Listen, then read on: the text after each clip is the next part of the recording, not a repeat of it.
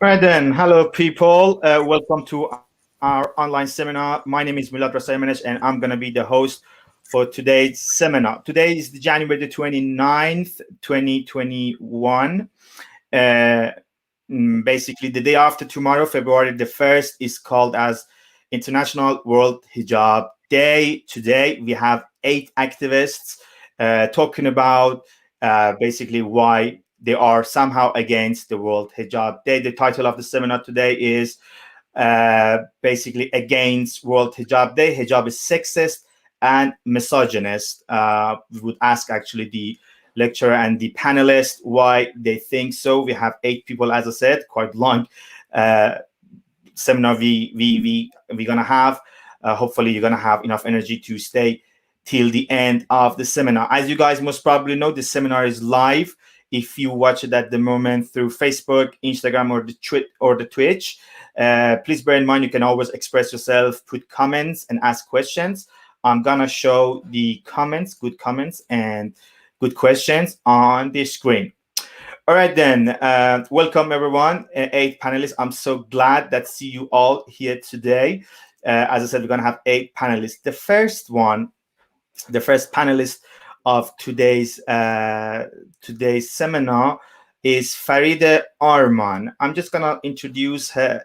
I'm just gonna give a short biography from Farida Armand. Farida Armand is the female, is a women's rights activist currently living in Malmö, Sweden. She's the founder of Women's Rights Association, working with the women and children being violated.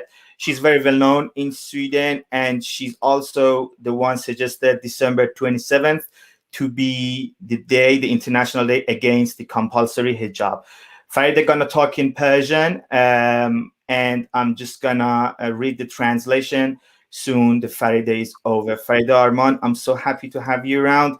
The floor is yours. Thank you and hello everyone. هیچ حجابی داوطلبانه نیست.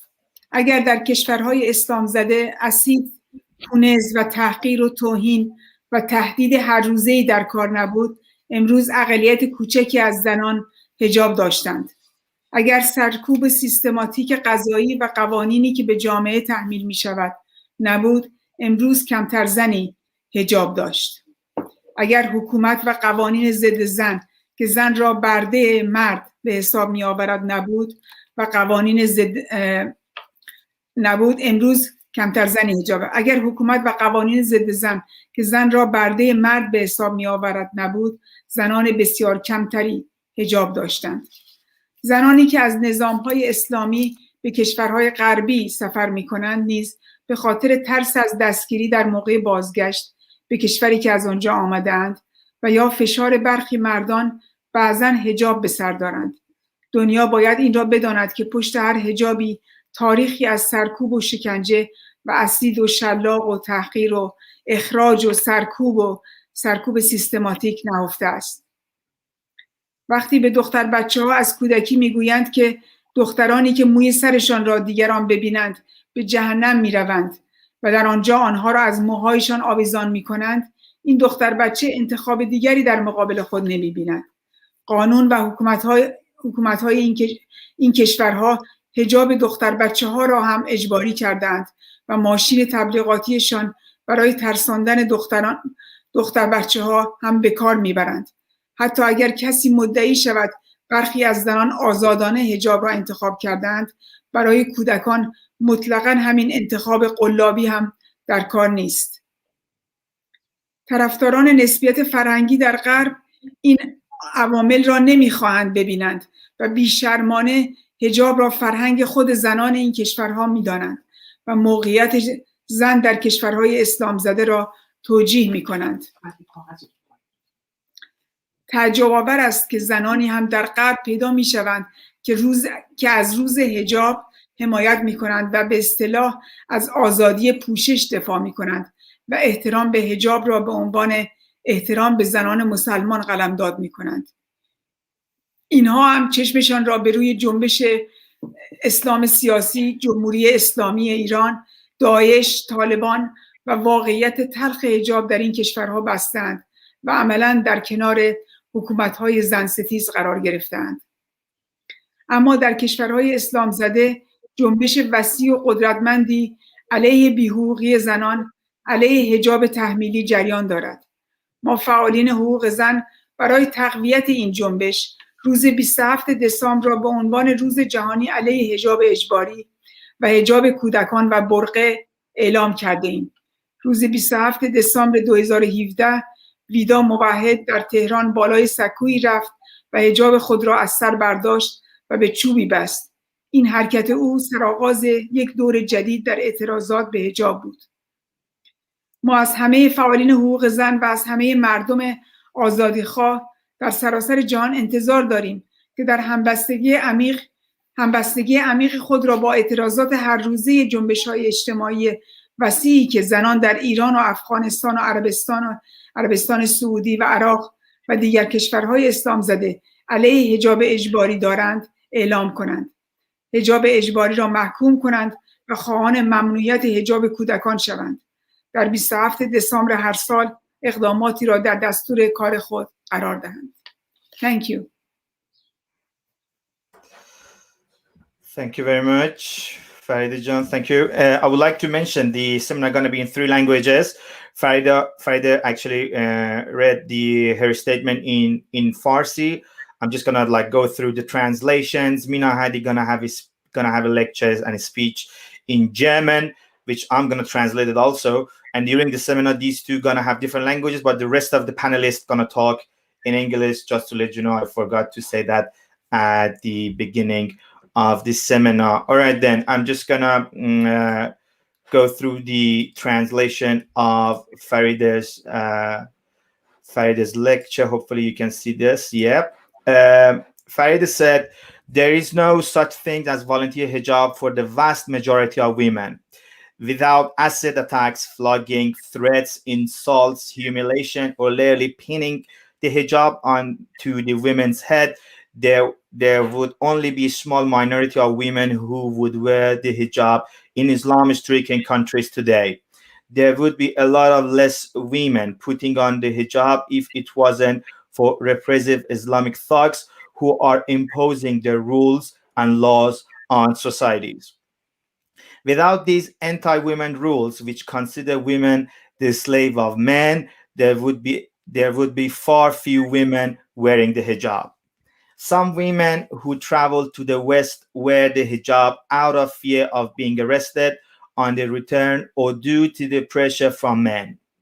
The world must know that behind each and every hijab is a hidden history of oppression, torture, acid attack, flogging, humiliation, expulsion, and systematic repression. When when they tell children that they will go to hell for showing their hair, the choice is taken away from the child. These regimes have made the hijab compulsory for children and are using their propaganda machine to frighten them.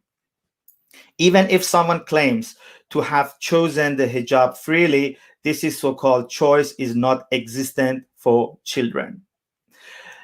Supporters of cultural relativism in the West refuses to see these factors and shamelessly declare the hijab as part of women's culture in those societies, and thus they justify the status of women with their racist theories. It's astonishing to see that there are women in West who support Hijab Day and the so-called freedom to choose one's clothing, equating respect for hijab with respect for Muslim women. They choose to close their eyes to the political Islam movement, the Islamic Republic of Iran, ISIS, and Taliban, and in fact, to the painful reality of the hijab in those countries. So practically, they are backing these anti-women regimes. There is a strong and massive movement against the rightless of women and against the hijab in Islamic-stricken societies. We, the women rights activists, in support of that movement, have declared December the 27th as the International Day against compulsory hijab, against child hijab, and burqa. On the 27th of December 2017, Vida Mowahed publicly climbed onto a box in Tehran, took off her hijab, and put it on a stick. Her action inspired a new movement against the hijab. We expect all women's rights activists and all freedom loving people of the world to show deep solidarity with the ongoing protests and the massive social movements against the hijab in Iran, Afghanistan, Saudi Arabia, Iraq, and other Islam-stricken countries, to condemn compulsory veiling, to demand the banning of children veiling, and to commemorate this December the 27th every year. Farida Armand, January 2021. Thank you, Farida, for your awesome lecture. It's an honor to have you at today's seminar. All right, then, let's move on. The next panelist of today is Mariam Namazi, the well-known figure of ex-Muslim movements all around the world. I'm just going to give a short biography of Mariam Namazi. Mariam Namazi is an Iranian-born writer and activist. She's the spokesperson of One Law and the Council of the Ex-Muslim of Britain. She is the International Advisory Board of the Raif Badawi Foundation for Freedom and Euromind, a laureate of the International Academy of Humanism, National Secular Society Honorary Associate. Mariam and the Council of Ex-Muslim of Britain were featured in 2016 film by Dia Khan called Islam's Nonbelievers. She was also a character in DV8 physical theaters Can We Talk About This, which deals with the freedom of speech, censorship, and Islam. She was joined a winner of the 2019 Emma Humphrey Memorial Prize awarded the 2017 Henry H. Zomack Freedom from Religious Fundamentalism Award. 2016 International Secularism Laicite Prize from the Committee Laicite Republic. Atheist of the Year of Kazimierz Liwanenski, 2014. Sorry about my bad pronunciation. The name is in Polish, I guess. Journalist of the Year at the Dodds Women in Public Life Awards in 2013. Awarded the National Secular Societies of Secularist of the Year Award 2005. And I'm pretty sure so many others awards Mariam Namazi has gained so far. Mariam Namazi, thank you for being here. The floor is yours. Thank you very much for having me, and I'm really, really glad to be here with all of you wonderful people. It's just a good, a good time for us to come together to discuss the hijab, particularly since February 1st has been proclaimed as World Hijab Day. And I mean, for me, when I hear World Hijab Day, after I laugh for half an hour, it does make me angry, because for me, celebrating the hijab is like celebrating female genital mutilation.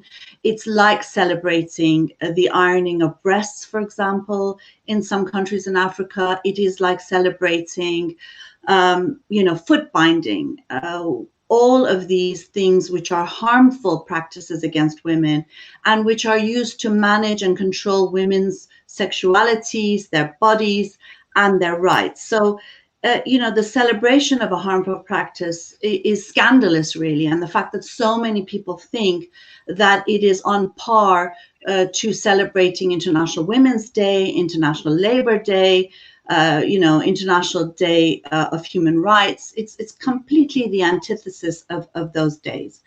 And I know some people will say, well, how can you compare a piece of cloth to mutilation of a woman's genitalia, for example, or the ironing of breasts? But we have to understand that as a harmful practice, the hijab has both physical repercussions, the fact that women don't, and girls from very young age, don't get sunlight on their bodies, have vitamin D deficiencies, can get diseases such as rickets, but also the psychological toll that it takes on girls from a very, very young age, and also the fact that it represents, the fact that women and girls must be segregated from society. They're seen to be a source of chaos, fitna, and that society actually has to be protected from women and girls, which is why they need to wear the veil. And if you compare it with racial apartheid in South Africa, it's in addition to the sort of segregation that Black people faced in South Africa, or during the before the civil rights movement in the US was able to make gains, it is as if women are segregated based on their gender, and they actually have to carry their wall of separation on their hair and on their bodies. And we often, when we discuss this issue, people keep telling us about choice. And of course, there are some people who choose to wear the hijab, even if they choose it completely freely and without any pressure. It is still a harmful practice, in the same way that some women might choose to remain in a forced marriage or in a violent situation. Choice is a poor use of wording when it comes to something that is in fact a religious imposition, and it is an imposition by religious men and by the clergy, and of course in situations like in Iran, by the state, and enforced by violence in many instances. And the other thing is too, when we're talking about the hijab, why do women have to wear the hijab in the first place? I think it's important to look at why women have to be veiled, in the same way that you have to ask, why do they need to be mutilated? Why do they need to have their feet bound, for example? And again, it comes down to managing and controlling women, and not protecting women, as is often the case, but actually protecting religion and those in power, to continue their imposition against women's freedom and women's bodily freedom. And very often, when we look at this whole modesty culture, very clearly we can see that it is an extension of rape culture, because what it says is that if you are not veiled, you are responsible for your rape, for your sexual assault, for your abuse, and therefore it is clearly a continuation and extension of rape culture. And I think people need to begin to address the veil for what it is, a harmful practice that puts the onus on women for any violence that they face. And I think when the word choice is used, it's deceptive. It's extremely deceptive. And that's the nicest thing I can say about it.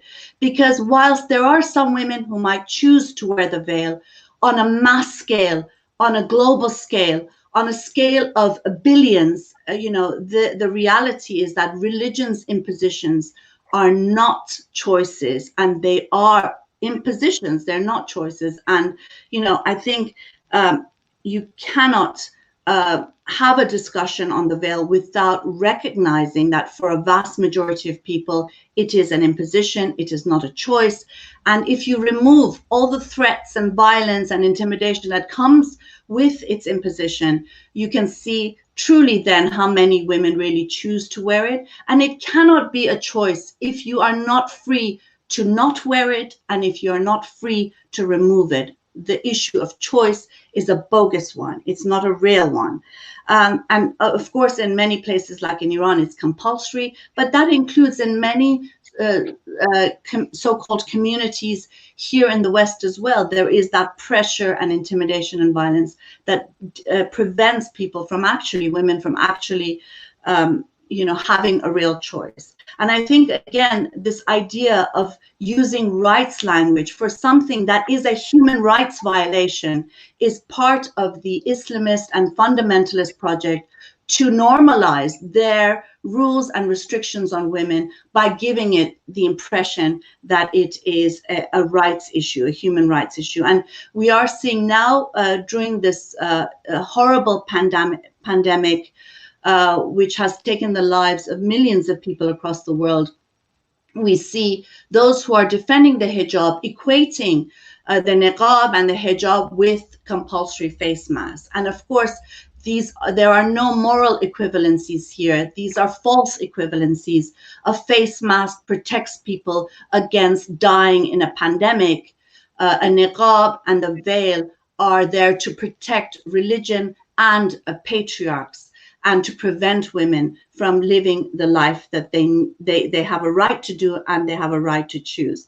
I do also want to just finish by saying that, yes, of course, we don't want women's hijabs to be removed forcibly, and even though the idea of choice is questionable, adult women have a right, to wear the hijab if they want to. But we also cannot ignore the realities that the hijab is sexist, it is misogynist, and that we have to be able to combat the ideas that put women in positions that they have no choice really but to wear the veil. This year, a World Hijab Day activists are calling for people to, one, wear the hijab in solidarity with women who wear the hijab. Again, for me, it's like telling people to mutilate themselves in order to show solidarity with victims of FGM. I think, again, a false correlation. And the other thing that they're promoting is this concept of hijabophobia. And they are saying that it is racism and bigotry to criticize the hijab. And again, like the term Islamophobia, Islamists and fundamentalists are trying to equate bigotry with people as being one and the same as criticism of an idea like religion, a very bad idea at that, and criticism of the hijab, which is a symbol of misogyny and sexism today. So my call is that, yes, we oppose bigotry of all forms, we oppose racism of all forms, and at the same time, we will not compromise on a defense of women's rights. And part of that defense is challenging religious misogyny, religious rules, of which the hijab is very fundamental. Thank you. Thank you very much, Mariam John.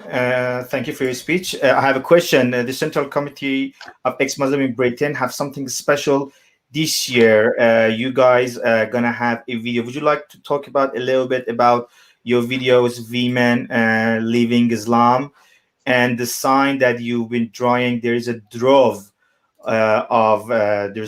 it's a dove actually holding a veil.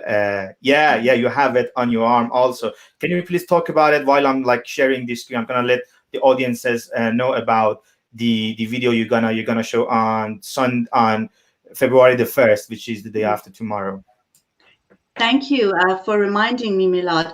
One of the things we're asking people to do on World Hijab Day, February 1st, is to draw a dove with a hijab in its beak. And it's basically a symbol of women's freedom.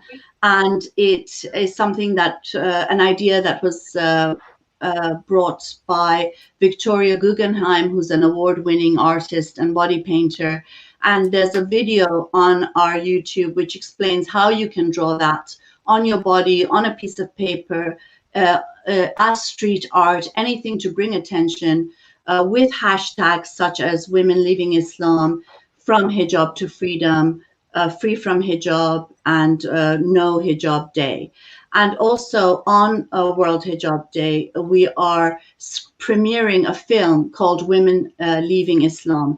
And the wonderful Rana Ahmad, who's here, is in that film, as is Fawzia Ilyas from Pakistan, Farida Armand, who's British, Bangladeshi background, Mimzi Vids, who's Moroccan Egyptian background and British, Halima Salat, who's Kenyan Somali, and Zara Kay, who is Tanzanian born, and she is right now at serious risk in Tanzania. She went back to visit family and she was arrested. She's now on bail, and it's been a month where she's facing politically motivated charges, bogus charges, because of fundamentally because of her activism and her apostasy and blasphemy and defense of women's rights. And all of them, while they speak so eloquently and so movingly about leaving Islam, they all of them address the issue of the veil and how the risks and also the feelings of freedom to be able to finally remove it whilst leaving Islam as well. So it is premiering on the 1st of February, and hopefully your audience will be interested in also watching that premiere and joining in. Yeah, let me just point out, guys, if you just like go to this Nono Golesorg YouTube channel, which is here, on Monday, you will be able to watch the video Women Living Islam. And also, for the last things, I would like to show the hashtag Mariam just said, which been vastly used on this specific day. Sorry, not this one. I'm just give me a second. I have to find it. The hashtags which were like used on the day, which was. No, I'm making the same mistake. I cannot find it. So that's okay. I mean, it's women, hashtag Women Leaving Islam, hashtag Free from Hijab, hashtag World Hijab Day, and then hashtag no forced hijab or From Hijab to Freedom. Any of these would be great, as well as drawings of a dove with a hijab, and any sort of creative work around a dove and the concept of women's freedom. Thank you. Thank you very much. Thank you, Mariam John. Sorry, there's like so many tabs open in front of me. It's like tough to find the proper one. Thank you very much, Mariam Namazi, for your great lecture, for your great speech. The next panelist would be Rana Ahmad, which actually gonna appear on the Women Living Islam documentary also. I'm just going to give a short biography from Rana Ahmad. Rana Ahmad is a women's rights activist and atheist, fled from Saudi Arabia in 2015 and came via Turkey, Greece, and the Balkan route to Germany, where she now lives. She was given support for her dangerous escape by Richard Dawkins Foundation, Central Council of Ex-Muslims, Atheist Republic, and Faith to Faith, and belongs to the Arab atheist community. Rana founded Atheist Refugees Relief in March 2017 in Germany. Rana Ahmad, it's great to have you around. The floor is yours.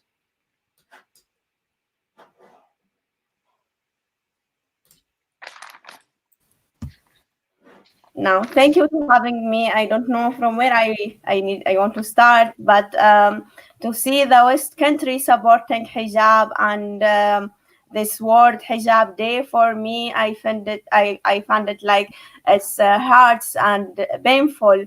For all the ex-Muslim, I think we have the same feeling. We suffer a lot under this kind of warring hijab or wearing niqab or any kind from veil. But if we want to talk about the women suffering every day from this kind of clothes and being hit and being in dangerous, and some of them being in jail because they don't want to wear it anymore. We see it's not an idea to support something that the people get hurt, and special women. It's not an idea to be a support from me, because hijab, he stole my childhood, and he stole every day the childhood from all the Muslim women. I feel sorry for me, and I feel sorry for all the women. They don't have a normal life and normal childhood, and they was forcing to wear hijab from 11 or 10 years old. And it's important to talk about that from every country, and every woman need to put her story in public to know why it's not acceptable anymore to support this idea. If we want to back to the reason why Muhammad he decided that the women have to wearing hijab, I think everyone know in this time when Muhammad was that the women was there is a sex Sklavi woman, Sklaverei of German, where Muhammad he want to put a difference between his wife and this woman, and he make it like his wife have to wear hijab and this woman not. It's something, you know, if we read the history, and if we see how the women getting in the dangerous every day because this kind of clothes, I don't feel like if I am a human rights or if I am a free human, I will not be supporting this idea. I will support the women to be free, and I will support the women to get free from this clothes, and I will support the women. They are in dangerous every day because they don't want to wear it. And if anyone want to hear from this story, I think we write every day about this topic and about what's happened to the women who don't want to wear this hijab. For me, and from my experience, I cannot imagine how my life was and how I live now, how the freedom for me is now, how I enjoy my life now, how I choose my clothes, how I walk on street, how I enjoy the sun, I enjoy the water, I enjoy everything every day, every moment. The moment when I remove my hijab and I remove my niqab and everything, it was like I born from a new world. I exist. Everyone see me, and I see everyone. I don't feel like they decide to cover themselves. It's not. I feel like they feel afraid and they don't feel fine with their body.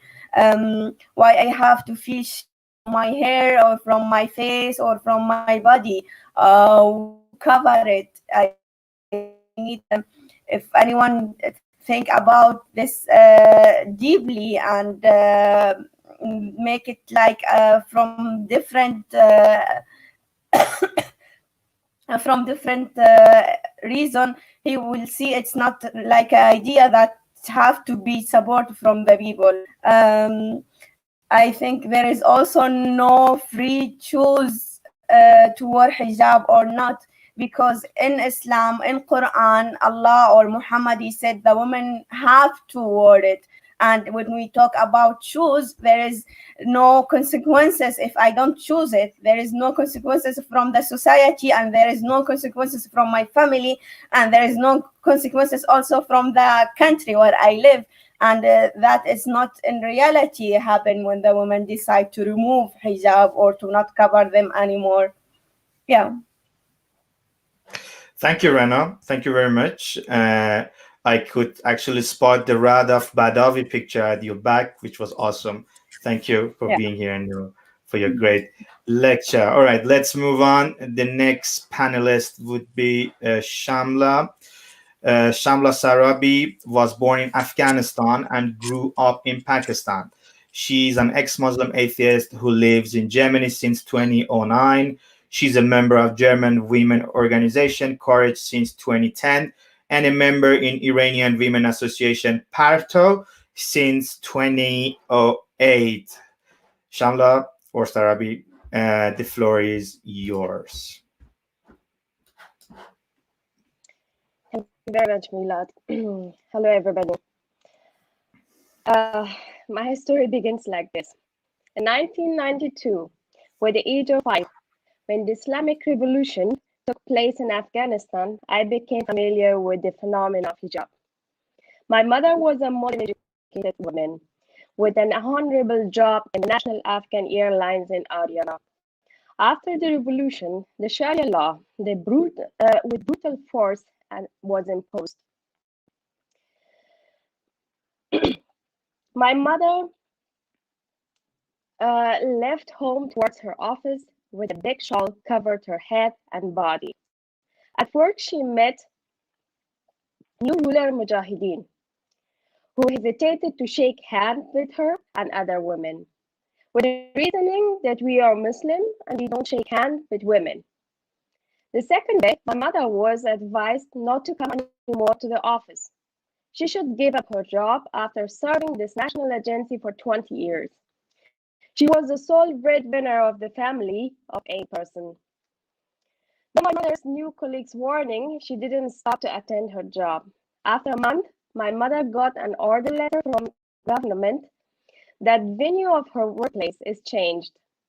So she had to travel instead of 2 kilometers round trip, 26 kilometers per day with a high cost of transport, just to discourage her from her job and make her leave. She kept working until the occupation of the Taliban. The job for the survival of the family took her dignity and free choice to wear or not to wear the hijab. After the first attack of the Taliban in Mazar Sharif, we had to migrate to Peshawar, Pakistan. In Peshawar, even I had to not only cover my head, but also my face, though I was just 11 years old. I had always the opinion that it is the uneducated warlords and their imperialist alliances who do not represent the real Islam. So their barbaric and misogynist policies is coming from their own culture and policies. But by the passage of time and my migration to West and seeking a little more knowledge and information about Islam brought me more near to the painful truth that the main source of so-called uneducated warlords is Quran and Sunnah. Actually, the poor uneducated warlords were the true followers of Islamic ideology and Muhammad and Sunnah, without hypocrisy and being apologetic about it. Quran verse 34, chapter 4 says men are in charge of women and have the right to punish them physically if they don't obey. Quran verse 14, chapter 3 says literally that the God created women, horses, cattle, and other things for men to enjoy life. That verse exactly defines the role of women in Islam and Muslim society as a toy and erotic instrument for men. Quran verse 31, chapter 24, the verse 59, chapter 33 orders women to cover and hide themselves behind the hijab from the society. It is actually apartheid and invisibility of the half of the humanity from the human society. There are also multiple hadiths that support these barbaric verses.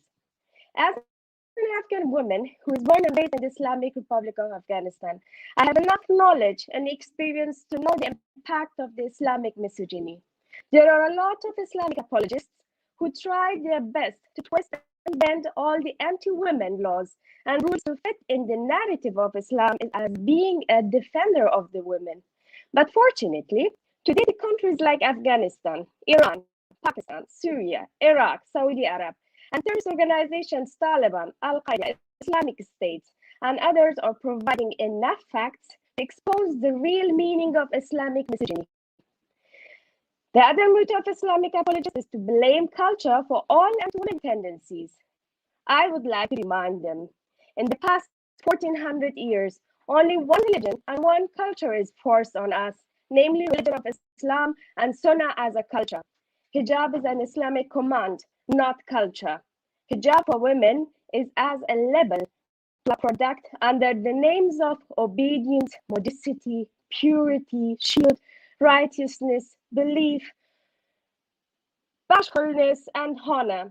And if a woman has not had one of these labels, her life will be ended by stoning and honor killing. In my opinion, hijab is a sign of slavery. Hijab is a sign which defines women as half of a man's worth. Hijab is a sign which defines women are not allowed to be a judge in the court. Hijab is a sign which takes the right of motherhood from women after their child is aged 7 after her divorce. Hijab is the sign of honor killing.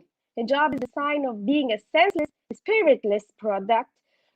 As Muslims define women with hijab are like a covered chocolate, and women without hijab are like an uncovered chocolate. Therefore, hijab is not the future of women. Fight to free women and children from Islamic slavery all over the world. Thank you. Thank you, Shamla. There was a little problem with the voice, but I think it was clear what you're trying to point out at your speech. Thank you very much for your speech. All right, let's move on. The next panelist is Lilith. Before we start with Lilith, I'll just to remind you, people who are watching the program live, that you can raise questions or like express yourself through comments. I'm gonna ask the question on the second part of the seminar, so please feel free to express yourself through comments or ask questions. The next panelist is Lilith. Lilith is a trans rights activist with a migration background. She has been working for the rights of LGBTIQ refugees and asylum seekers in Germany since 2015. Since November 2017, she has been working for the German-wide SLVD project Queers Refugees Deutschland.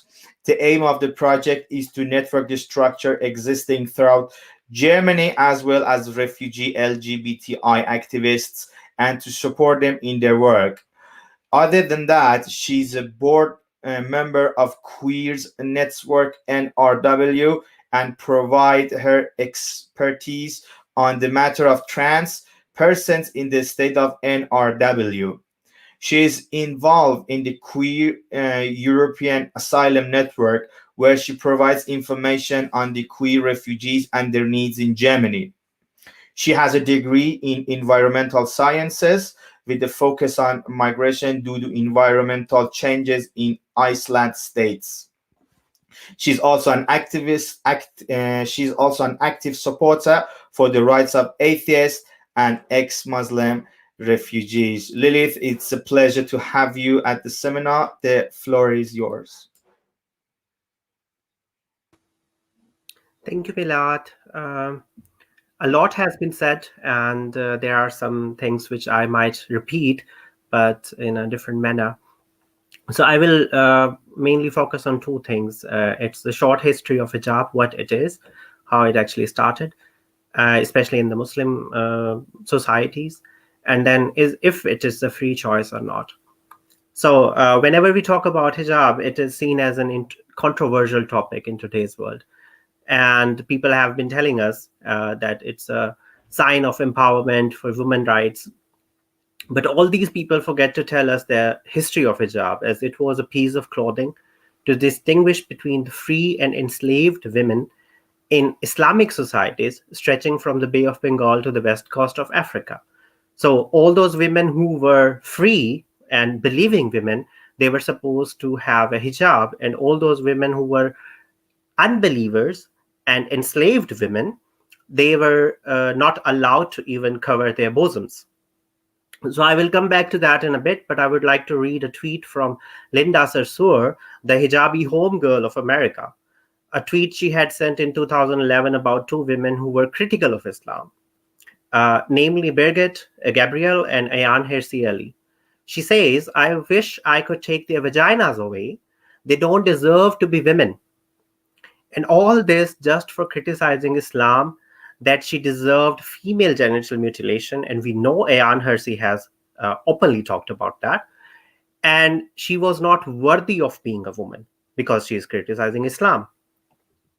We love to talk about Black Lives Matter and to say, stay in the buzz of hashtags of Black Lives Matter. But Black Lives Matter stop to matter if a Black woman disagrees with Islamic fundamentalism and leaves Islam. And a Muslim white woman gets a free pass for dehumanizing a Black woman on criticizing Islam and its inhuman practices, namely hijab.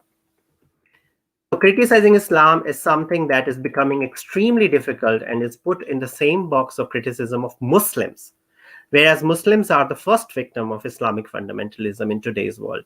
We should never forget that humans have rights, but ideas don't.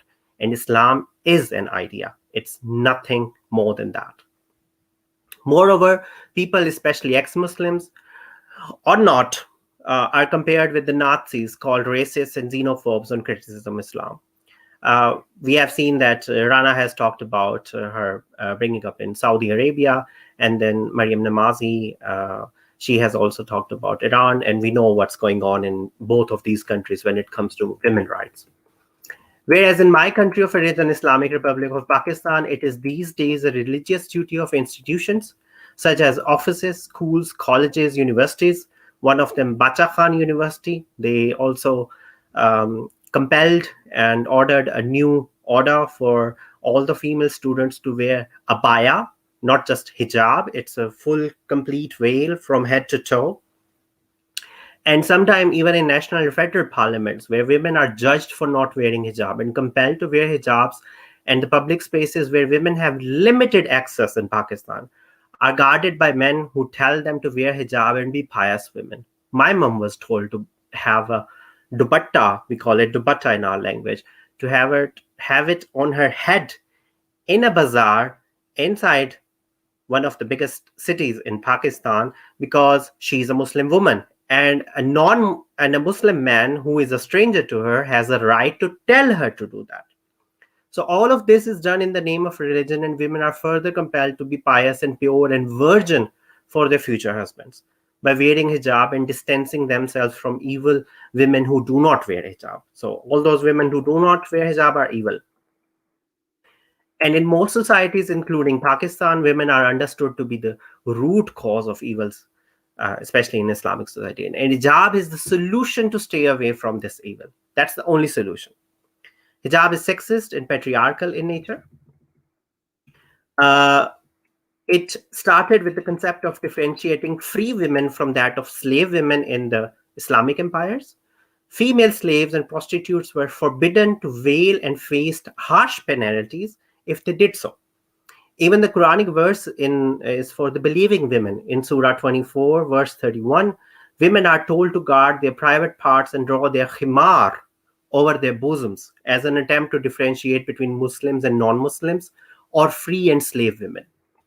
That's why non-Muslim women are called slaves of their lustful desires for not hiding their hair.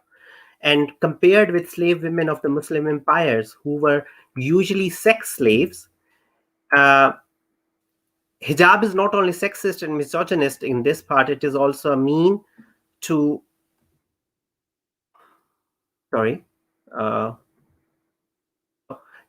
in Muslim majority countries, those who wear hijab are seen as modest and pious women, and those who do not wear hijab are branded as prostitutes or slaves to their own free will in a Muslim majority countries. Whereas those Muslim women wearing hijab from early childhood, which is a form of child abuse in a non-Muslim majority country, are the queens of Islamic world. And they distance themselves from the non-Muslim women who show their body and skin as a result of being slaves to their free will. So, does it make hijab a free choice?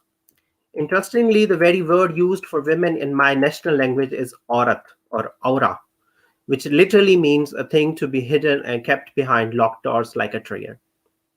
Women who abandon or refuse to wear hijab are stamped as whores, porn stars, indecent, and in severe cases lose their freedom of movement, like the recent case of Egyptian model Salma El-Shimi.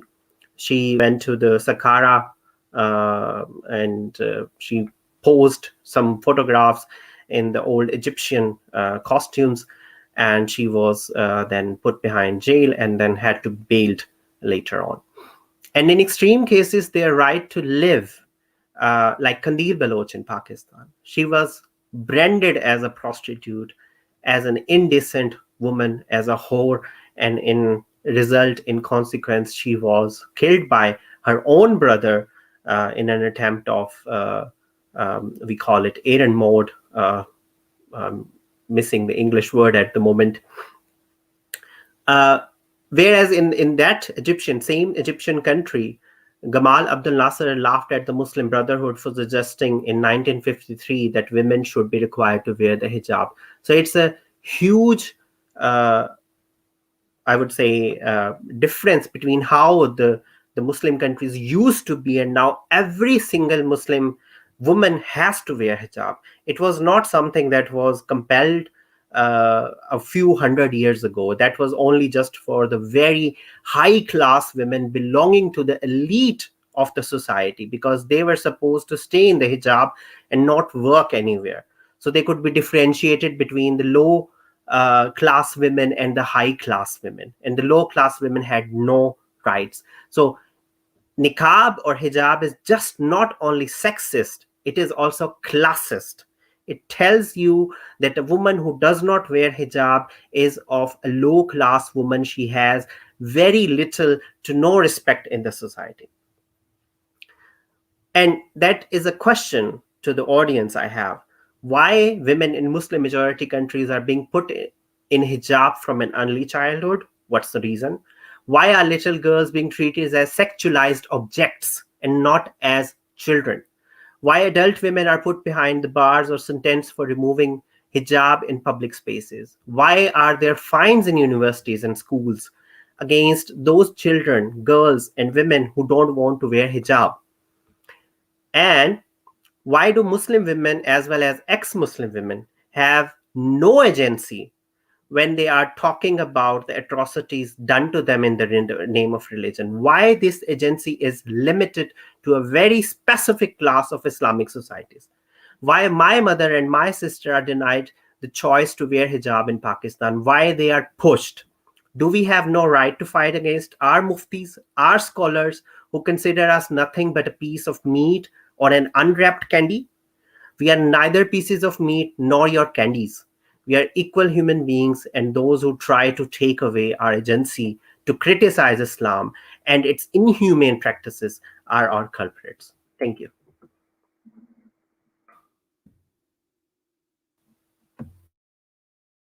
Thank you, Lilith. I think it's really interesting to, and somehow sad to hear like different stories, people from different countries. Like Sarah, we talked about Afghanistan, and you explained the situation in Pakistan.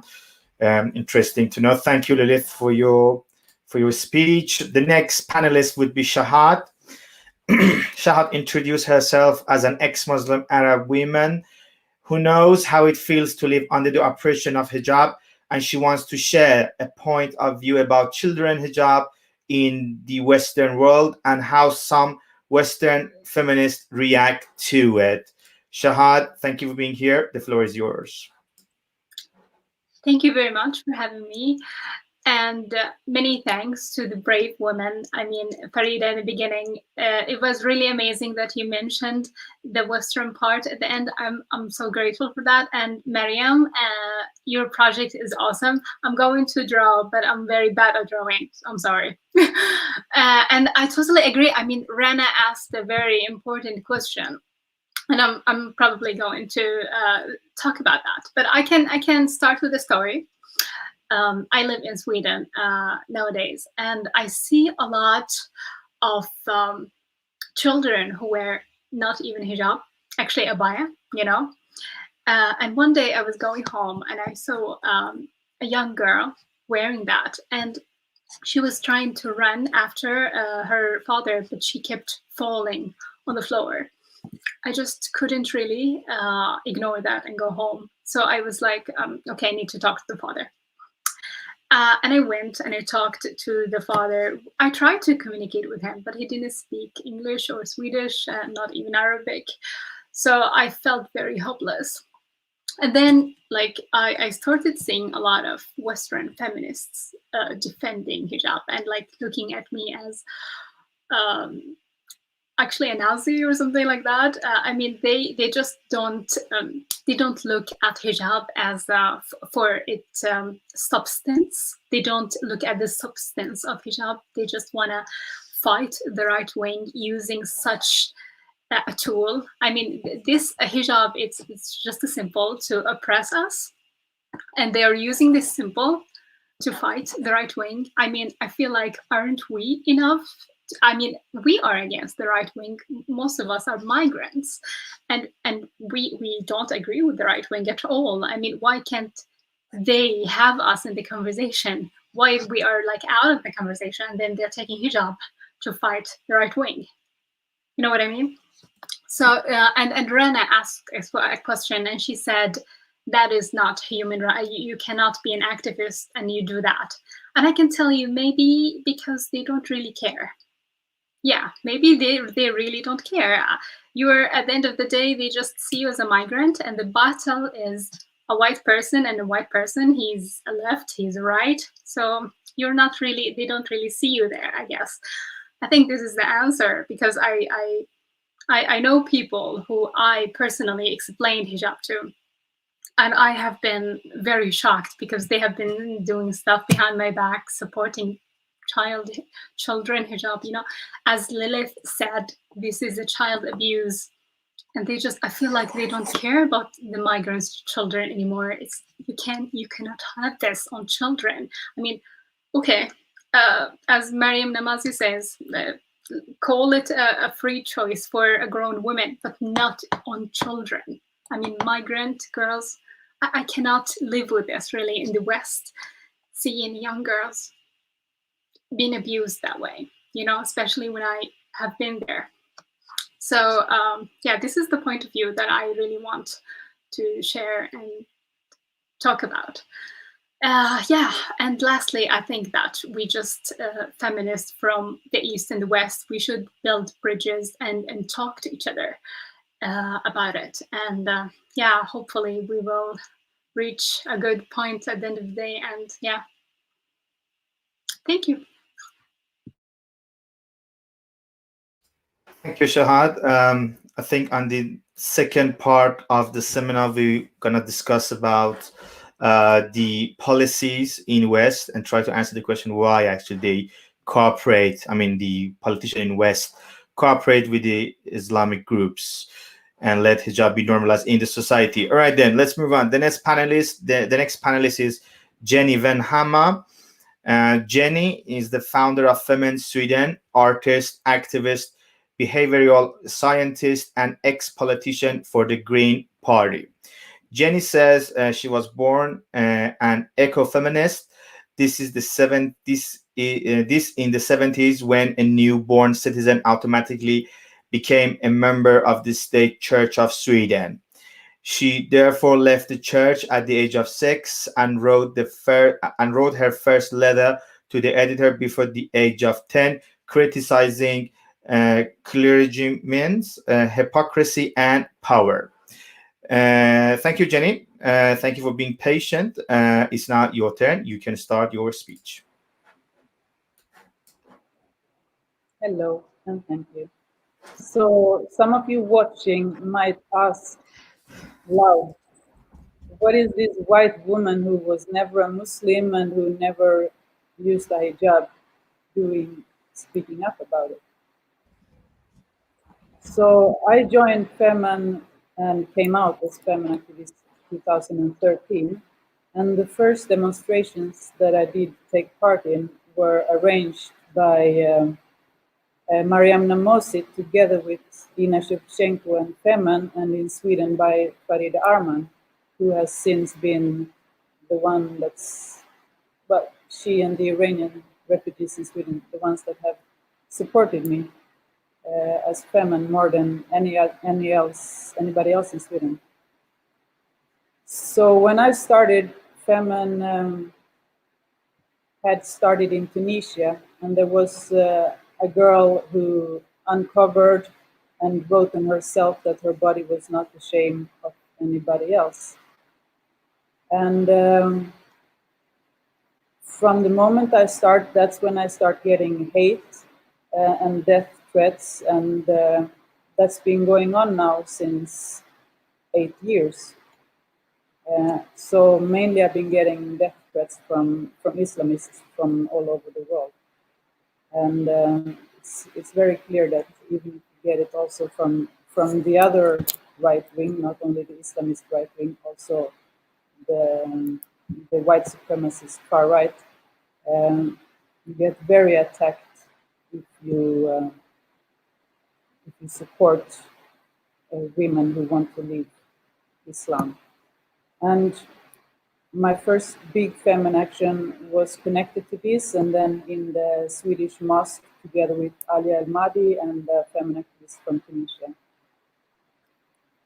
So I got informed at that point, because before I guess I was more like thinking it was exotic, and I would maybe be one of those that would support World Hijab Day, because that was political correct and that was the information out there.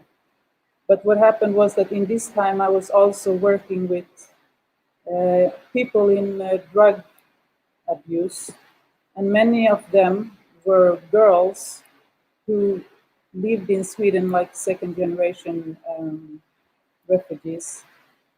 Their parents were refugees and they came to Sweden, and if their parents came from a Muslim society and they lived like in a Muslim community, making that Muslim community in Sweden, these girls were not allowed to uncover, to not use hijab. So the ones that I worked with, they had, from all this oppression that they could not agree with, went into drugs instead, because they were constantly reported by neighbors, by other people from the community.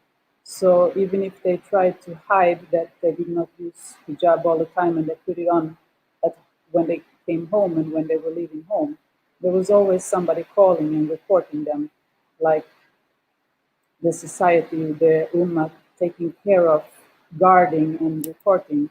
And later I've been working also with Farida Armand with the children, that many of them came to Sweden from a Muslim background, and it hurt me to see young children, 5, 6, 7-year-old, where the boys already at that age are together watching over what kind of clothes the girls at that age are wearing. So if someone chooses to be a Muslim and someone chooses to be a woman that wears hijab,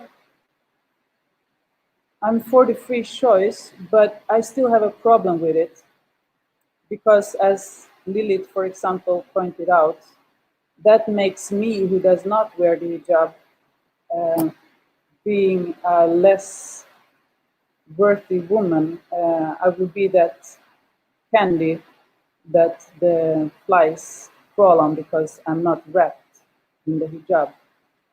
So what's been happening more and more in Sweden is there is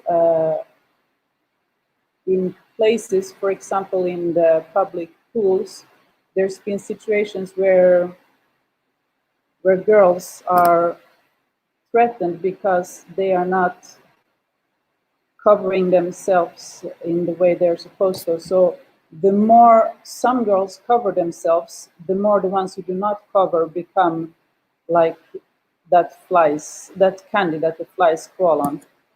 And I would like to say that what I think is most important about the No Hijab Day is to speak up for critical thinking, to celebrate instead that you have a fantastic body, you have a fantastic brain and mind, and please criticize and rethink everything from the other perspective. So why candy? Why would you call a woman candy?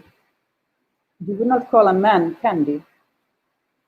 And I'm sitting here right now with 3 flies around me, and they are crawling around even if I'm not naked, I have clothes on. It would not make a difference. So if those flies are supposed to be the men, the thing is that there has always been rape anyway. The problem is not how women dress or undress, if they cover or not cover. The problem is the men that crawl on women without them wanting, without consent. But for me, what is most important about this is not about those who choose to wear hijab. For me, it's about the children who are born into a Muslim family, a Muslim culture and country, that they don't have free choice because it's pressed upon them since the very beginning of their life. For me, what's important is the free choice. So maybe if you believe in reincarnation, you would say, okay, but they choose to be in that family, to born in that body of a girl that does not have the same rights as a boy. Well, so if somebody really chooses to be in that family, then I, born a rebel, I will always be on the side of those children that choose to be activists already since small, because I see every child is a riot. There is an age of every child where that child riots. And you can crush that child or you can support it. If you crush that child, maybe never ever recover. I would say not recover, re-uncover. And I think what's important is to constantly, all your life, re-uncover the truth. And that's why I mean this mostly for the children, because you should not be crushed. And if you re-uncover truth, your own path, then it's impossible to believe in Islam, because Islam tells you not to believe in your own truth. Islam tells you to believe in words that a dude that lived more than 1,000 years ago said, that another dude said that this is the truth. The truth is what's written in the Quran and in the Hadiths. So then you are never allowed to find your own truth. Because this thing of Islam of being based on hierarchy and a taxonomy where the Lord is the highest, it's a male Lord, and then it's the man. God is above man, man is above woman and girl, and in many countries, sometimes cattle is even above or equal to women and girls. So I, as a feminine, say, try to think about it in another way. So what we say is, God is a woman, I am God, women Akbar. And if you turn things around, I mean, I do credit Islam for being, in that time, around year 700, a force that united people, even if that being uniting people was done by crushing all the other gods and goddesses that existed before, and still crushing the people that leave Islam, and still having religious wars.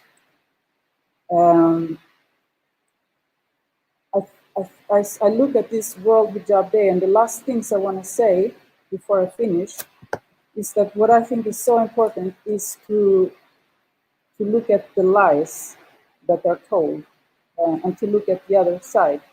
So the World Hijab Day is about solidarity, to show solidarity among hijabistas and for other women like me who are not Muslim to wear hijab. So we see many people with hijab, so we feel the solidarity and the tolerance. But if that was true, that solidarity is important, then the hijabistas would also join the no hijab day and show solidarity with all the women who do not want to use hijab but who are forced to use hijab. And if it was true that tolerance was important, then we wouldn't be in the situation where so many people who want to leave Islam and who do not want to use the hijab are not tolerated. So what I think is really important is to analyze the words of the Quran and analyze the words and the context that the World Hijab Day is trying to keep out, because it's a lie. Yeah. Thank you, Jenny. Before we move on, I have a question. I can spot Farida's picture at your back. What's going on? Can you please talk about the picture of Farida at your back? Very briefly. I put it up because I love Farida, and I made a painting, a portrait of her, as I made of other feminine activists. And well, she's holding the stick from the Girls of the Revolution Street in Iran. Yeah. That was inspired by Vida Mubahed. And it's saying Women Revolution in Iran painted on her. And it's also saying that women and men are equal. Thank you. Thank you very much, Jenny. Thank you for your awesome speech. We move on to the last panelist at this time. Thank you all for being patient. It's now time for Mina Ahadi. She will give a speech in German.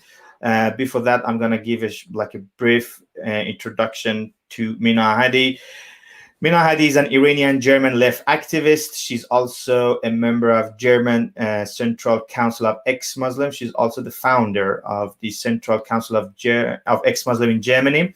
Her first husband, who was also a political activist, was executed on the date the couple's anniversary. His execution became her motivation to fight against capital punishment. Due to death threat against her, she has been living under police protection from the moment of her public appearance at the chairwoman of the Central Council of the Ex-Muslims. On October the 20th, 2007, she was awarded as the Secularist of the Year prize by the UK's National Secular Society. She's also the founder of the International Committee Against Stoning. As I said, Mina Ahadi will talk in German. Thank you, Mina. Dankeschön. It's now your turn. Dankeschön. Ich bedanke mich sehr viel und ich bin sehr glücklich, so viele gute Menschen und sehr, sehr bekannte Frauen haben heute Rede gehalten. Ich finde diese Diskussion sehr, sehr wichtig.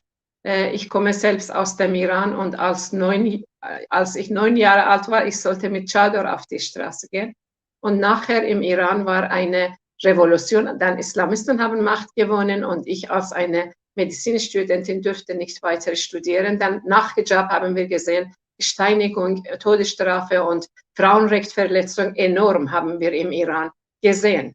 Aber heute möchte ich mehr über meine Wünsche reden. Als ich zum Beispiel vor 15 Jahren gegen Steinigung im Iran, in Pakistan, in Afghanistan und anderen Ländern gekämpft habe und war ich auf die Straße, habe ich immer wieder Wunsch gehabt, dass wir in Den Haag eine Tribunal gegen diese Barbarei organisieren. Ich habe auch mit einigen betroffenen Menschen gesprochen, Frauen, die im Iran Steinigung, also Urteil bekommen haben, oder ein Mann habe ich gesprochen, der Vater wurde im Iran gesteinigt.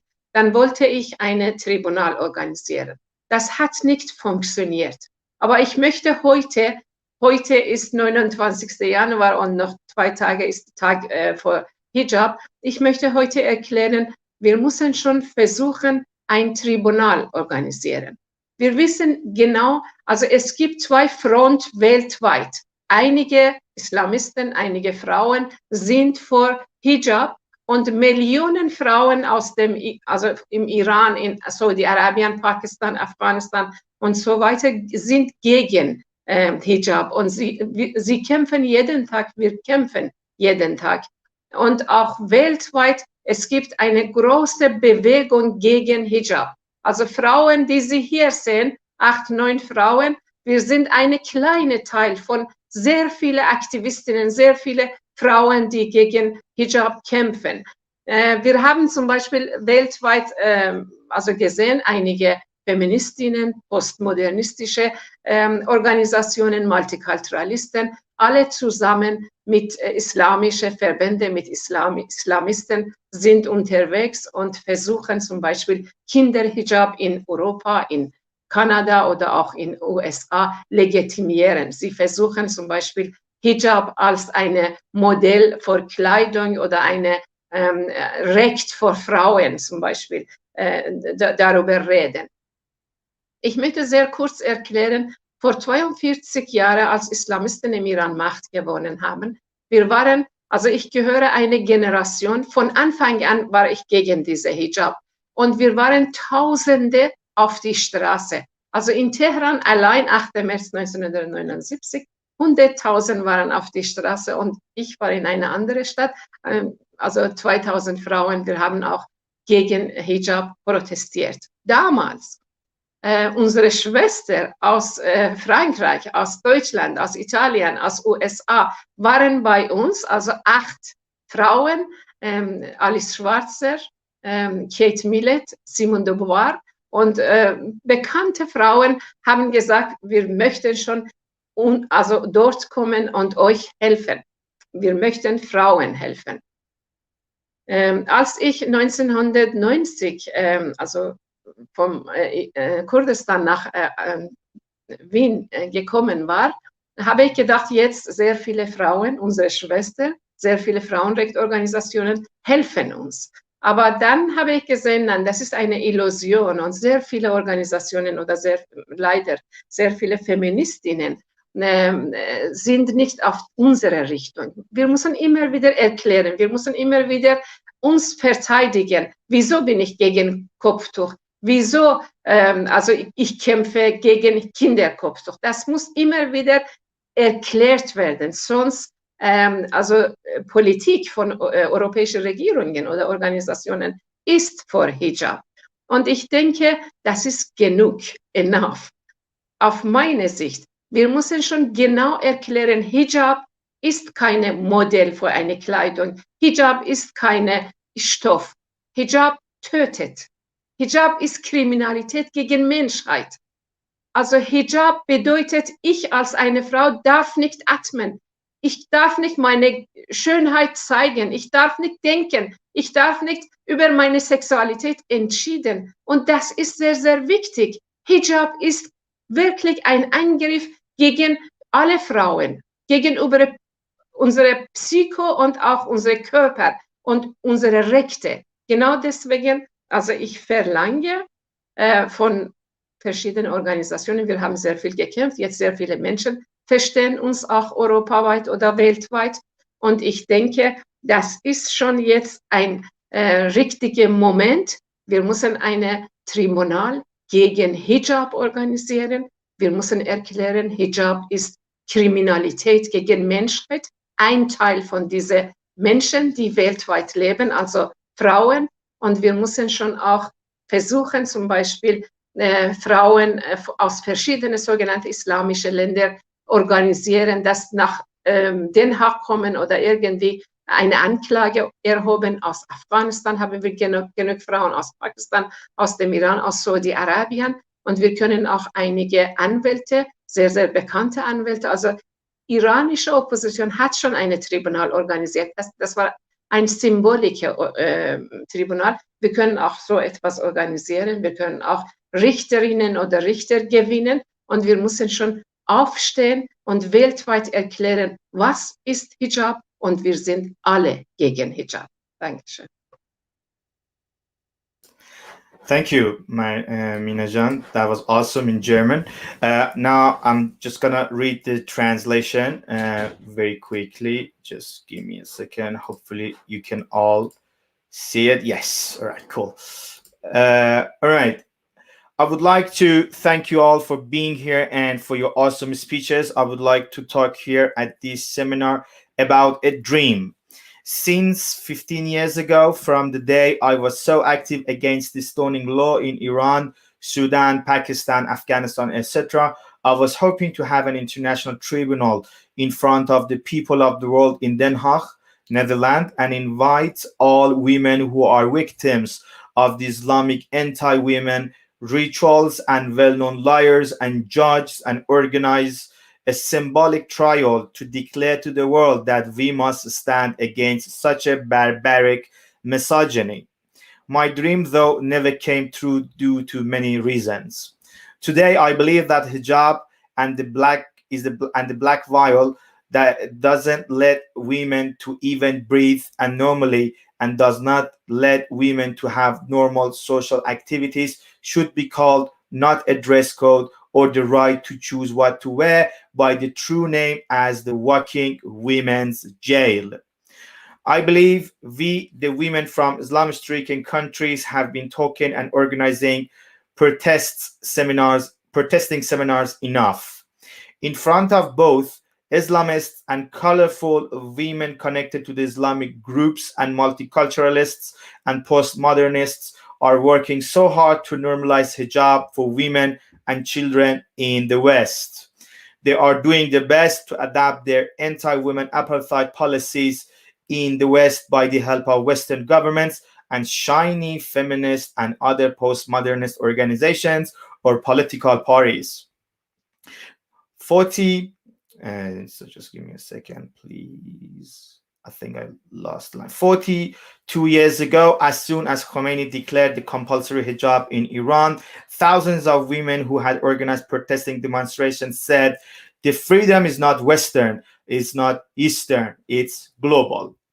There had been a concerned group from France, Germany, Italy, Egypt, and the US who traveled in Iran to see what's really going on. Alice Schwarzer, Kate Millett, Simone Dewar, and many others were concerned for us. It is now more than 4 decades that the world has confronted by the hijab and burqa, and sadly the modern world and even many feminists are silent against it, and in some cases they support, justify, and promote it. Hijab is not just a piece of material or a dress or something like women's rights. Hijab is a piece of black veil that covers all women's emotions and feelings, and in practice denies the fact that women are human beings. Hijab is sexual apartheid veil. Hijab is one true example of oppression against half of the society. Hijab is a tool for Islamic government to justify oppression, rape, and honor killings. I believe we women should let the world know about the role of hijab by our political and social act. I would like to point out the policy of justification is enough. It is enough being effusive. I suggest that hijab to be declared as a crime against humanity.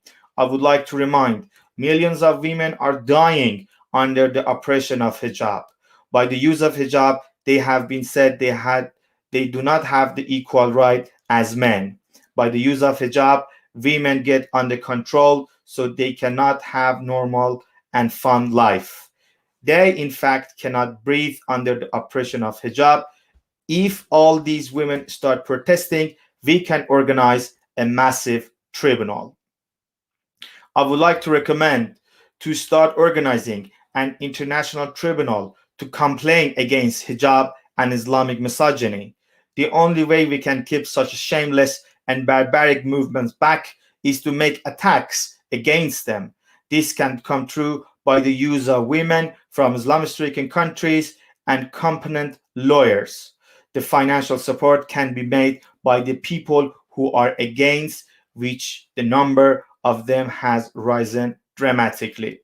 We can organize a symbolic tribunal and spread the word what does hijab mean in practice. Thank you, Mina Ahadi, for your speech. I think we are now at the end of the first part of the seminar. It's around 1 hour and 25 minutes. I'm gonna play a short clip, around 2 minutes, for you guys, and then we're gonna start the second parts of the seminar. On the second parts, I'm gonna ask some questions from some of the panelists. So stay with us, don't go anywhere. Just give me a second, so I will just share this video with you guys. This goes back to 2 years ago, or not, year ago, I guess. Hijab is insulting humanity. Hijab is a symbol of political Islam and depriving half of the society from their rights. Hijab is an insult to men and women. Hijab is a decision of reactionary ayatollahs for humiliation and ignoring women. Hijab is a symbol of ISIS and Islamic Republic of Iran. Hijab is not a choice for women in Iran. In Iran, Islamic Republic forces women to wear hijab to deprive women from all rights. Also in Europe, generally, hijab is not a choice. Hijab is a slavery chain for the women who are under pressure of their families. They forced to accept Islamic rules under pressure of their families. Why? If they don't obey it, there is no supportive rules in a society for them. Therefore, hijab is not their choice either. Advertising and normalizing of hijab is an insult to millions of women in Islam-stricken countries. Why they're being tortured, imprisoned, and flogged because of not accepting hijab. Advertising hijab cannot be a normal thing in Europe. How hijab-wearing women in Europe can answer those women who don't believe in hijab and go to prison for it? How can they advertise a slavery chain in Europe while millions are fighting against compulsory hijab in Islam-stricken countries? How can we believe that their choice is the same device of oppression in Islam-stricken countries? We don't believe that advertising hijab is a personal matter and is a sign of free choice. We stand with millions of women in Islam-stricken countries and shout that this advertisement is a propaganda for ISIS and Islamic Republic of Iran. In the 1st of February, we stand against International Hijab Day and protest against all the events around the world for advertising hijab. All right, then. Thank you. We now start this. We now start the second part of the seminar. It's not gonna take long, max half an hour. I know it's been a long seminar so far. So I'm having some question from some of the panelists. If you guys would like to talk to each other or ask questions, please feel free to start talking. If the audiences have some question from the panelists, they can just write it down. I'm gonna ask the question from the panelists. I have a question from Mariam Namazi. You have been working and fighting against the policies in West who actually justified the Islamism, and in this specific case, hijab things, like what so-called left parties or like left activists, they always been a block on your fight. How you see the situation in 2021? I mean, I can see some ration like that. Even these like lefties have somehow changed the policies, and now they're trying to feel the threat of Islamism, and they kind of try to stop working and justifying Islamism, hijab, and stuff in the West. How you see the role of the left party at the fight that you currently have against Islamism in West? Thank you, Milad. Can I just say that I found all of your talks so wonderful, and I learned something from each of you. So I'm just so happy to be here with all of you, and it's just great, because I guess with the pandemic and the fact that we're not seeing people and not being together, as well as on social media, often I think all of us face a lot of attacks. It's quite nice to be amongst friends and amongst like-minded people, and it just does give me at least a lot of strength and a lot of will to carry on. So I just want to say how grateful I am for everything everyone said here. I mean, I think I do want to say very clearly that I'm a worker communist, and I'm very much firmly on the left. And I do want to also remind people that whilst we have a section of the left in the West that is pro-Islamist, that sees Islamism as a force against imperialism, that accuses us of Islamophobia every time we criticize Islam or the veil or Sharia courts, that a large section of the fight against religion's impositions and for women's rights are being fought by people on the left, and many, I think, of the movements in the Middle East and North Africa and South Asia are left-leaning, and the left has historically always been a banner carrier of universal rights and anti-clericalism and a criticism of religion. So I want to also make sure that it's not a blanket attack on many on the left that are supporting us. I know someone mentioned that Jenny is not like other Swedes, but I think there are lots of Swedish people, lots of British people, lots of American people, lots of Australian people who are also pro-universal rights and who are standing with us. I think we also mustn't forget that there's a lot of people on the right, a lot of governments, right-wing governments, that are collaborating with the Islamists at the expense of women's rights and human rights. And very often in this criticism of the left, we leave the space open for the right to do whatever it wants. I mean, when you look at, for example, European governments and their relations with the Saudi state, with the Iranian state, and the fact that they are some of the greatest pillars of Islamism and women's oppression across the globe. So I do think really that there are a lot of good people on our side. And luckily, as a result of social media, we are able to bring our fight to people's homes, basically, in a way that we couldn't a few decades ago. And I think that's why, the fight for women's the women's liberation fights in Iran against compulsory veiling, much of the work that we're doing is now something that a lot of people have access to. So I think, we have to keep persuading good people. I mean, I always think that, look, people are concerned about racism, and that's a good thing. That's a result of decades of fighting for civil rights and against racism. Sorry, but we have to make sure that we show very clearly that criticism of religion, criticism of the veil is not the same as racism.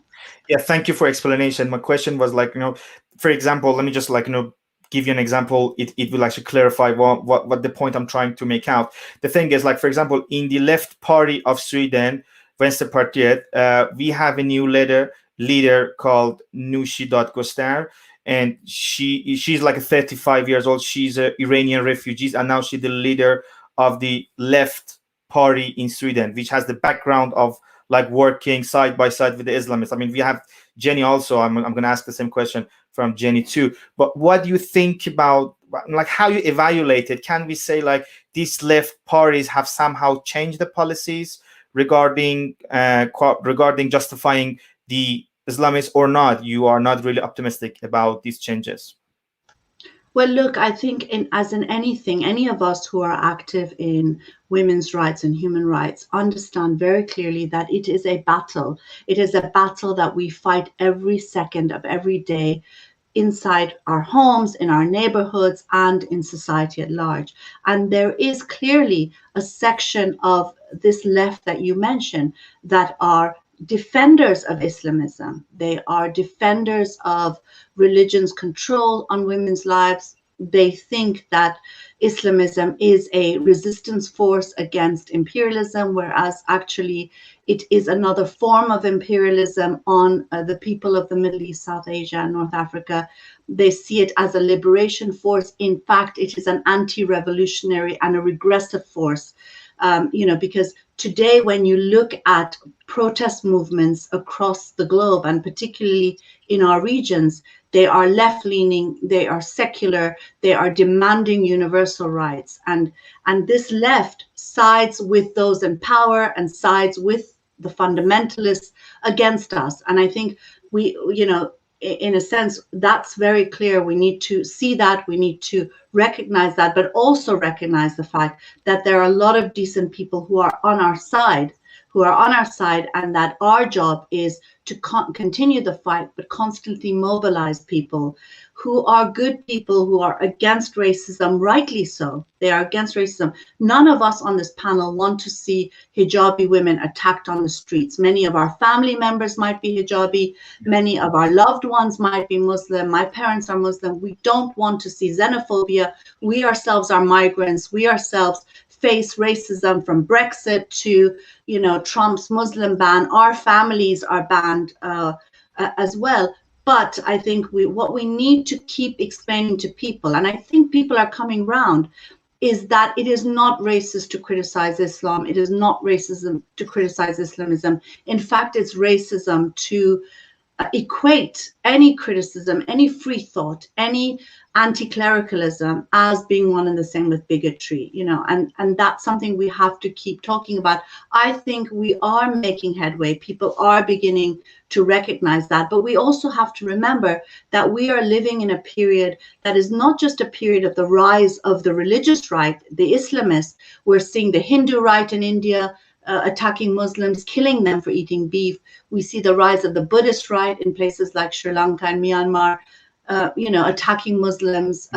We see the rise of the Jewish right, the Christian right in what was Trump's America, and the violence and misogyny of these movements. So within that context, it is important that we clearly also say we're against racism, but listen, defending women's rights, defending universal rights is not racism. It is the height of anti-racism in the world that we live today. And I think that is our job as activists. We have to keep explaining and gather as many people as we can. I believe the majority are on our side. The majority are on our side. We just have to show them the way, give them the arguments and the tools so that they can also, in every house and every corner, in every school, in every workplace, defend universal women's rights, oppose the hijab, whilst also opposing racism.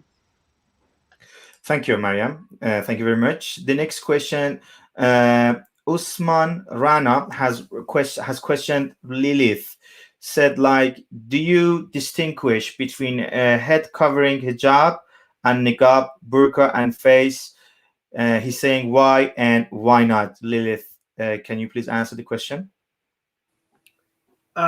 There are distinctions, of course, when it comes to what kind of clothing you're wearing.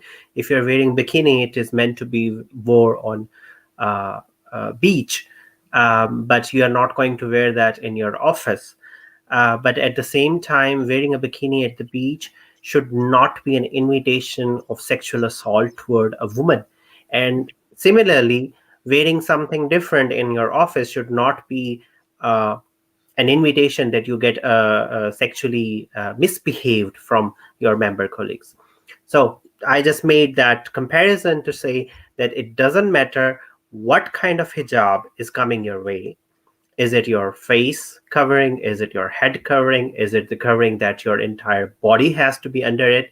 The intention behind that hijab, for what reason is that hijab being put on the body of that woman, has to be taken into account.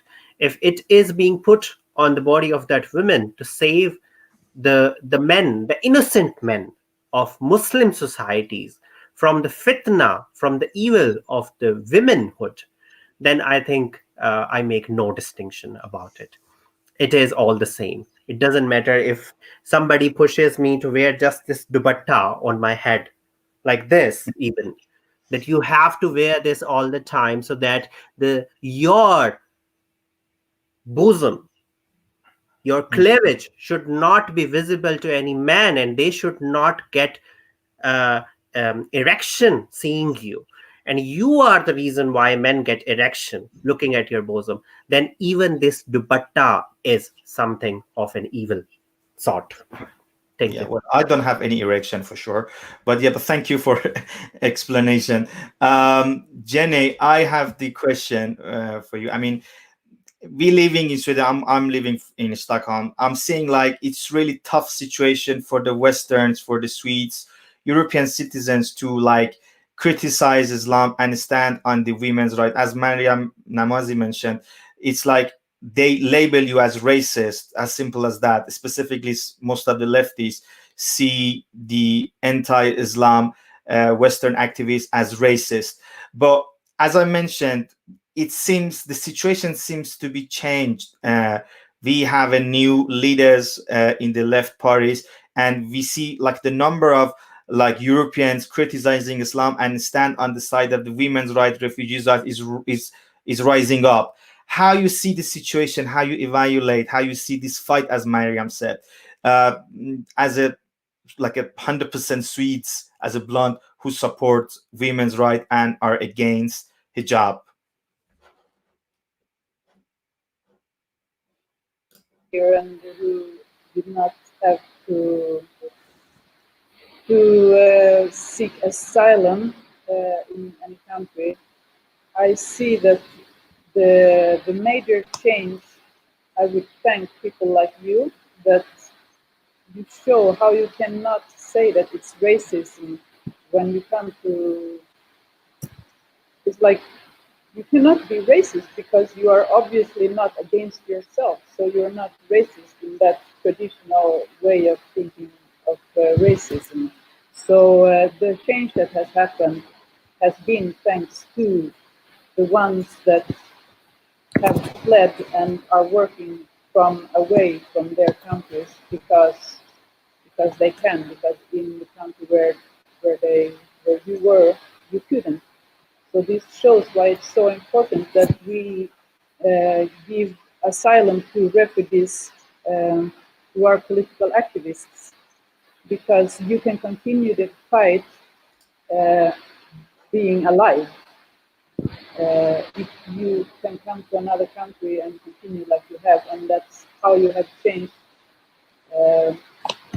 with time. It might look like it's been a long time, but in another perspective, it's not been so much time. It was like 15 years since it started coming up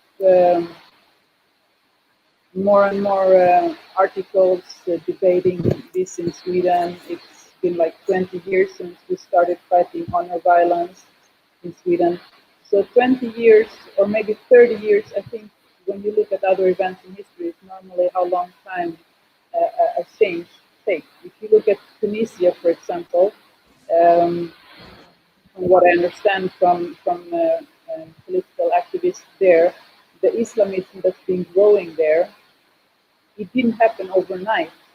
It was a long process of 20, 30 years. The far right that we have in Sweden now, that is growing, and that's growing in the States, and that's growing in so many countries, it also took a long time if you look at one life perspective. But when you look at the time from a more distant perspective, 20 or 30 years is not at all a lot. And actually, if you do things faster, it normally doesn't get so much better. I mean, look at the revolution in Iran. It was made fast, but it's horrible. So you need to have this time where people can catch up and change their mind. And I think that if we did not have the far right in Sweden, I think it's the same in other countries, but I'm talking about Sweden because that I know. The so-called left would not have reacted so late, because the reaction was against racism. Yeah. So if they had not taken this fight against Islam, the leftists would have made it so much more time ago, you know. Yeah. So There's a problem with your voice, Jenny. I mean, I can hear you. It makes sense what you're talking about, but the voice is not clear. oh, sorry. It's all right. Okay. If you're finished, I would just like to move on with Rana. Thank you for answering my question, Jenny. Rana, the next question would be, you from Saudi. I remember the first time I met you and I heard about you goes back to like 3 or 4 years ago. And I was just wondering, like, how on earth we have a strong Saudi girls clearly say, like, I'm atheist, I'm against these Islamic misogynists and stuffs. I'm so happy today we see so many other girls from Saudis. We had Shahad in this seminar, and I know so many other Saudi girls, Iranian girls, Afghan girls like Sarabi, and so many other women are like much more stronger than before. They out of the closet and they clearly say, we don't believe in Islamic misogynistic rules. What's going on in Middle East? How you see the movement? What's happening to all these women? Specifically, I'm talking about Saudi, the country you're coming from. Why we have such a big movement of women talking about their rights, and they would like to be out of Islam, they would like to be ex-Muslim, and they would like to live as a normal, modern human being, like a Western woman? I think maybe Shahad can answer this question. No, I don't want to answer this question. Take it. I'm tired. Okay. I am optimistic because now you see the women getting like stronger and they are fighting for them, right? Not only in Saudi Arabia, in all the Arabic and Muslim country. I feel like we are in the feminist feminist movement now. I feel like I need to do more and I need to support this girl more to get free and to free themselves from this religion and from this patriarchal society. Now the situation, it's get harder for the women, but the women fighting for them, right? If we read in an Arabic language what they write from social media, you see the women, they don't accept anymore to be to get violence because of this religion and because of they are not following this religion and not following the rule from this religion. We need every support from every free man and woman in this world, not only to support the Arabic women and also to support all the women under Islamic law from all the world. I hope and I see the future that we are more liberal and more open from the whole society. Thank you very much. Thank you. I have the same question from Sarabi Shamla. You said you were born in Afghanistan. Today's Afghanistan society, I see there's like so many girls protesting against the policy of the government, like negotiating with Taliban. They always say, like, if you talk and negotiate with Taliban, you need to consider women's rights. In Afghanistan, same movement almost in Pakistan. We have names like Sayyid Afar, for example, who is very strong and like clearly talk about the women's right. And also when I just like see the girls, like Afghan girls who comes in Sweden, for example, in some other countries in Europe, they clearly ex-Muslim, they talk about atheism and women's right. How you see the movement of the girls and women in Afghanistan fighting against Islamic rules. I'm not sure Sarabi is with us. Sarabi, can you hear me? I think she's not here. The problem with the internet. All right. I'm gonna ask the question soon she come back. I think there's a problem with the internet. Yes. All right. Sarabi, are you here? Can you hear me? No, and it was. I have a bad connection right now. Yeah, okay. I'm just gonna ask the question very quickly again.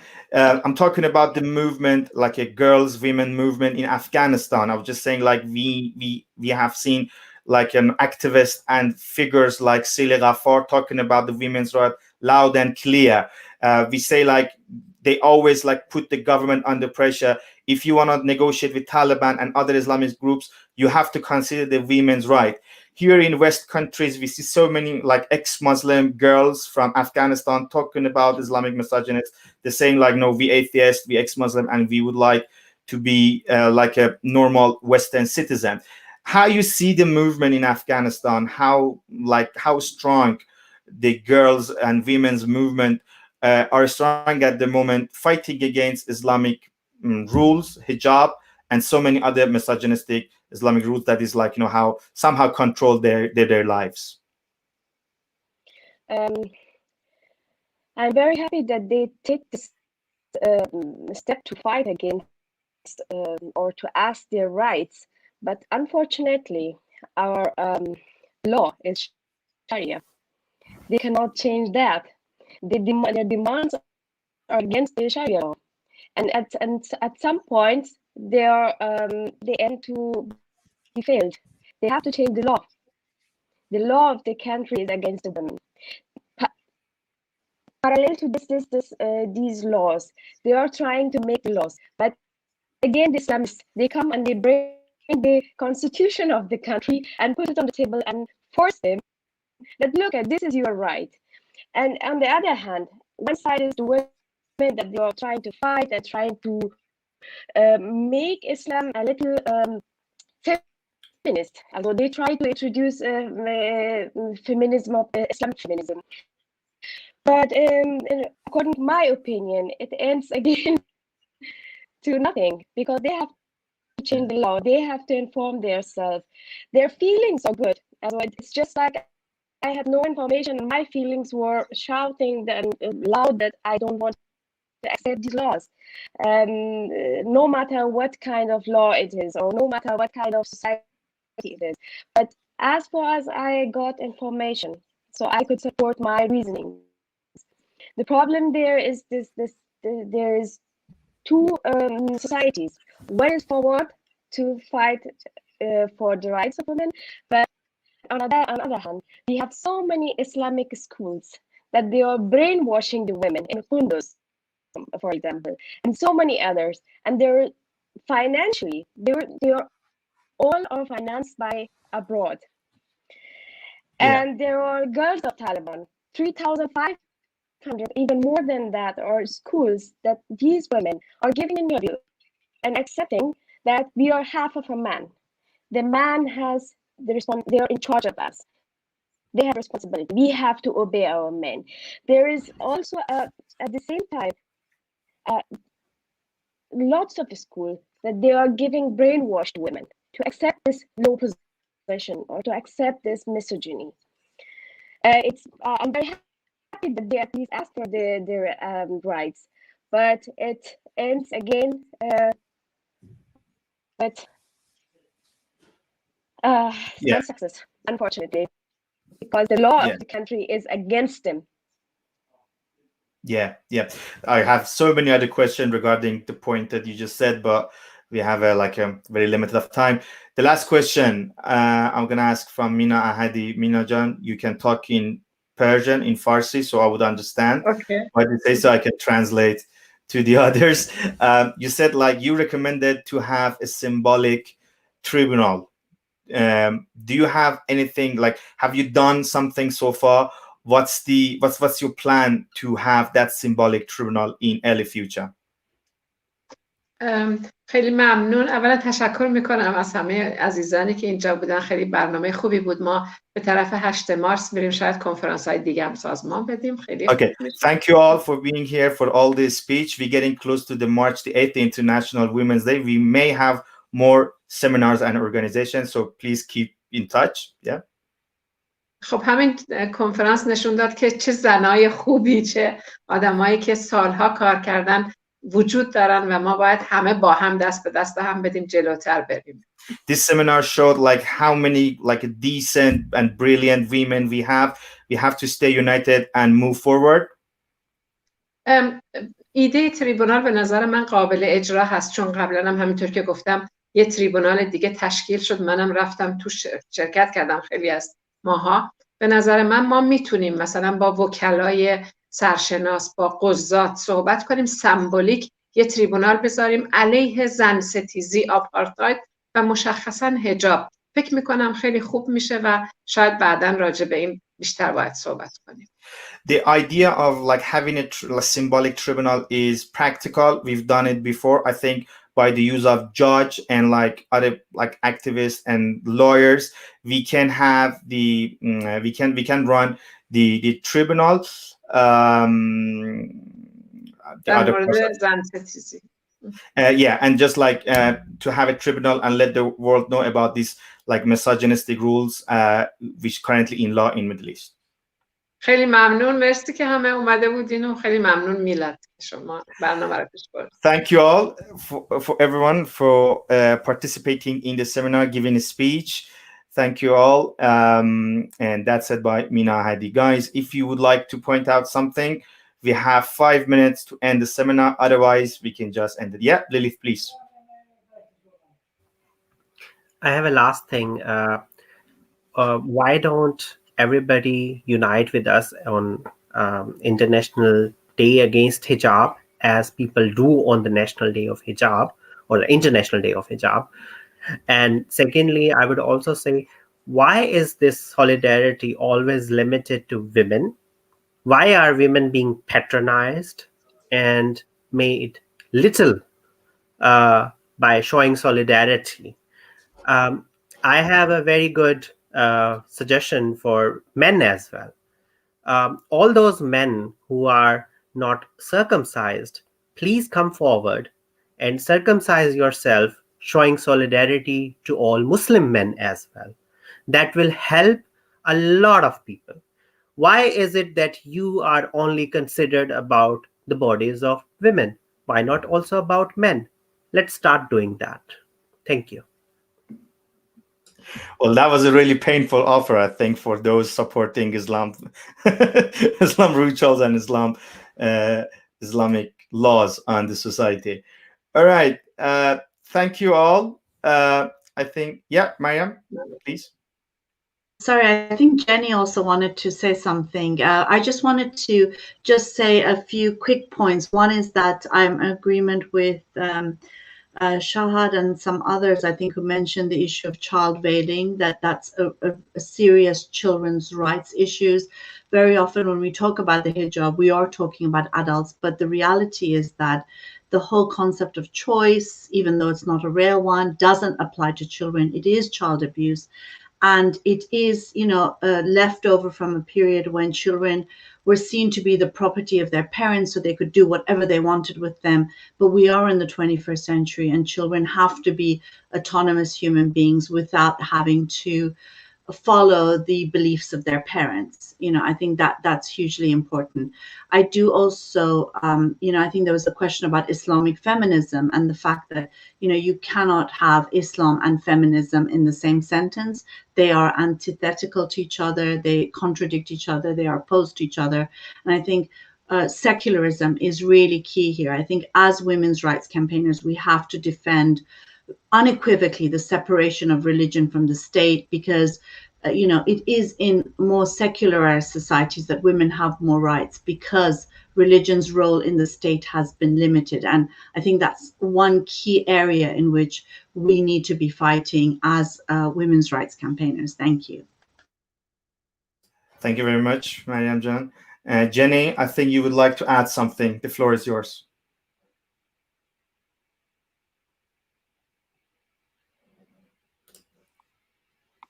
Okay, no. Okay, well, yes, word, Mariam, and everybody else, really. It's like, I feel like I'm just repeating things that should be so obvious. But one thing I wanted to add is that I think maybe one of those changes, the reason for the change that is happening now is that ISIS, for example, made more people realize that Islam can be far right and Islam can be fascism. So everything bad has something good with it, isn't it? And that way, I think people understood more that there is parts of Islam that we have to speak up against. Now, what is missing concerning World Hijab Day is I think people are not aware of how the hijab is used as a long-term tool to change society, and the lie and the hypocrisy is that it's used as a tool to change society towards tolerance, but it's exactly the opposite. At one point, when that tolerance is reached, there will be no more tolerance. Just look at the countries that they are far right Islamic. There is no tolerance. Yeah, Well, thank you, thank you, Jenny. Shahad, you would like to add something very briefly? We are at the end of the seminar. Yeah, well, as Jenny said, you cannot tolerate something that is not tolerant, you know. And I forgot. Sorry, but like I just wanted to say something. Well, I forgot, but yeah, that's it. All right. Okay. Thank you, guys. Thank you all for being here. I think it was a great seminar. Thank you, Farida Armand, specifically. You're awesome. It was a pleasure to have you around, Farida, and all of you great panelists. Thank you, and keep your eyes open for the next lectures. Guys, I would like to remind once again, on Monday, don't forget to watch Women's Living Islam through Nano Golesorg YouTube channel. Really important. Share it, watch it, talk about it, spread the word about it. Thank you all, and have a nice weekend. Thank you. Thank you.